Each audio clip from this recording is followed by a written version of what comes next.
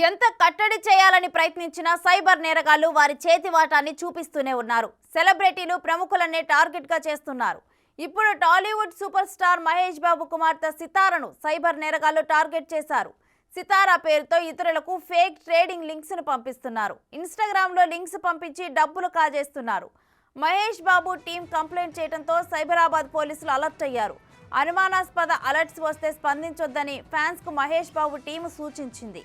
ఇక త్వరలోనే సైబర్ నేరగాళ్లను పట్టుకుంటామని పోలీసులు చెప్పారు.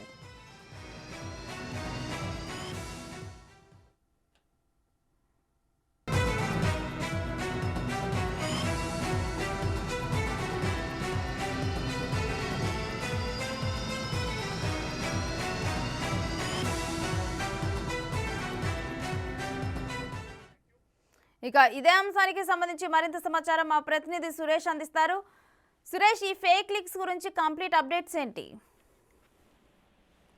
సైబర్ నేరగాళ్లు ఎవరిని వదిలిపెట్టకుండా సెలబ్రిటీలను కూడా టార్గెట్ చేస్తూ సితారా అకౌంట్ కి సంబంధించి ట్రేడింగ్ లింక్స్ పంపిస్తూ డబ్బులు వసూలు చేసినట్టు మహేష్ బాబుకి సంబంధించిన టీం గుర్తించడం జరిగింది. దీనిపైనే సైబరాబాద్ సైబర్ క్రైమ్ పోలీసులకి ఫిర్యాదు చేశారు. ఈ లింక్లకు సంబంధించి అనుమానాస్పద నోటిఫికేషన్స్ వస్తున్నాయి సితారా పేరుపైన అని చెప్పేసి కూడా పోలీసుల దృష్టికి తీసుకెళ్లి ఫిర్యాదు చేయడం జరిగింది. పోలీసులు కేసు నమోదు చేసి దర్యాప్తు చేస్తున్నారు. ఒక ప్రెస్ నోట్ ని కూడా మహేష్ బాబుకి సంబంధించిన మేనేజర్ టీం రిలీజ్ చేయడం జరిగింది. సితారా పేరుతో ఎలాంటి లింక్స్ వచ్చినా కూడా ఓపెన్ చేయొద్దు, వాటికి సైబర్ నేరగాళ్లు హ్యాక్ చేసి లింక్లను పంపిస్తున్నట్టుగా తమ దృష్టికి వచ్చిందని చెప్పేసి కూడా ఒక ప్రెస్ నోట్ రిలీజ్ చేసి అప్రమత్తంగా ఉండాలని చెప్పేసి కూడా చెప్పడం జరిగింది. అయితే ఇన్‌స్టాగ్రామ్ లో చాలా యాక్టివ్ గా ఉంటుంది సితారా, వీడియోలు పోస్ట్ చేస్తూ చాలా మిలియన్స్ లో వ్యూస్ వెళ్తూ ఉంటుంటాయి. అదే క్యాచ్ చేసుకున్న సైబర్ నేరగాళ్లు సితారాకు సంబంధించిన అకౌంట్ లాగానే క్రియేట్ చేసి ఇన్‌స్టాగ్రామ్ లో ఫేక్ ట్రేడింగ్ లింక్స్ పంపిస్తున్నట్టు తమ దృష్టికి వచ్చిందని చెప్పేసి కూడా వాళ్ళు